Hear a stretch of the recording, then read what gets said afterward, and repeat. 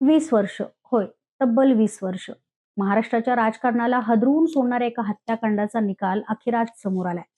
धाराशिवचे काँग्रेस नेते पवनराजे निंबाळकर यांची भरदिवसा गोळ्या झाडून हत्या करण्यात आली होती. या प्रकरणात माजी गृहमंत्री पद्मसिंह पाटील यांच्यावर कट रचल्याचा आरोप झाला. सीबीआयने आरोपपत्र दाखल केलं. अनेक आरोपींना अटक झाली आणि तब्बल 20 वर्षानंतर या प्रकरणाचा आज निकाल आलाय. पण कोर्टाने निकाल देताना सीबीआयच्या तपासावरच गंभीर प्रश्न हे उपस्थित केलेत. नेमकं काय घडलं, कोर्टाने काय निरीक्षणं नोंदवली आणि पद्मसिंह पाटील यांना या प्रकरणात कसा दिलासा मिळाला, हे सगळं आज आपण सविस्तर जाणून घेणार आहोत. नमस्कार, मी शनाया. 3 जून 2006 मुंबईतील काम आटपून काँग्रेस नेते पवनराजे निंबाळकर पुण्याच्या दिशेने निघाले होते. वाटेत कळंबोली येथे त्यांना एका व्यक्तीला बाराशी येथील जमिनीच्या व्यवहारासंदर्भात भेटायचं होतं. सीबीआयच्या आरोपपत्रानुसार कळंबोलीच्या 4 रस्त्यावर पोहोचताच आधीपासूनच पाळत ठेवून बसलेल्या मारेकऱ्यांनी त्यांच्या गाडीला आधी ओव्हरटेक केलं. चालकाला गाडी थांबवायला सांगितलं. त्यावेळी पवनराजेंना गाडीत डुलकी लागली होती. मारेकरी चौकशीच्या बहाण्याने गाडी जवळ आले. चालकाने पवनराजेंना उठवलं आणि खिडकीची काच खाली केली. पुढच्या क्षणी त्यांच्यावर अंधाधुंद गोळीबार करण्यात आला. या हल्ल्यात पवनराजे गंभीर जखमी झाले आणि त्यांचे चालक समत काझी देखील जखमी झाले. त्यानंतर आरोपी घटनास्थळावरून फरार झाले.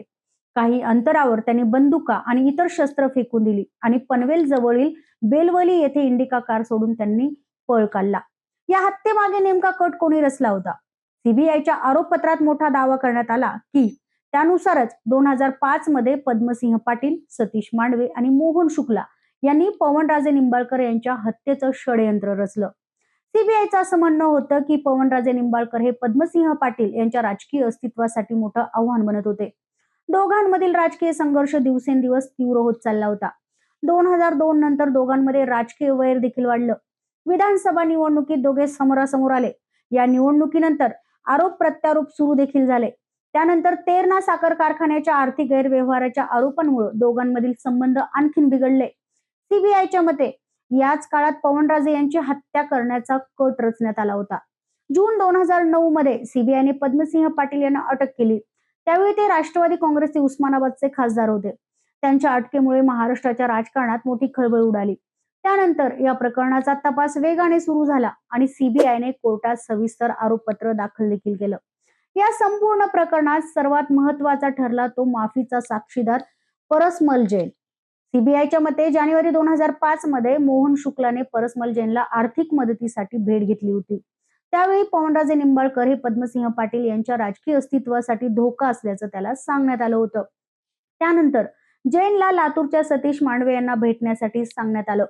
मांडवे त्याला पद्मसिंह पाटील यांच्या घरी घेऊन गेले आणि तिथे हत्येची सुपारी देण्यात आल्याचं जैनने आपल्या जबाबात सांगितलं. एवढंच नाही तर हे काम पूर्ण झाल्यानंतर समाजसेवक अण्णा हजारे यांना देखील मारायचं असल्याची चर्चा देखील सुरू झाल्याचं बोलण्यात आलं. त्यानंतर हे प्रकरण तब्बल 20 वर्ष न्यायालयात सुरू राहिलं. अखेर मुंबईतील विशेष न्यायालयात या खटल्याचा निकाल वाचण्यास आज सुरुवात झाली.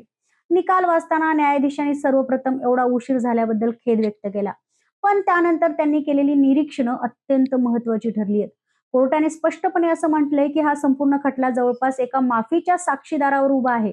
मात्र त्या माफीच्या साक्षीदाराने वारंवार आपले जबाब बदलले आहेत.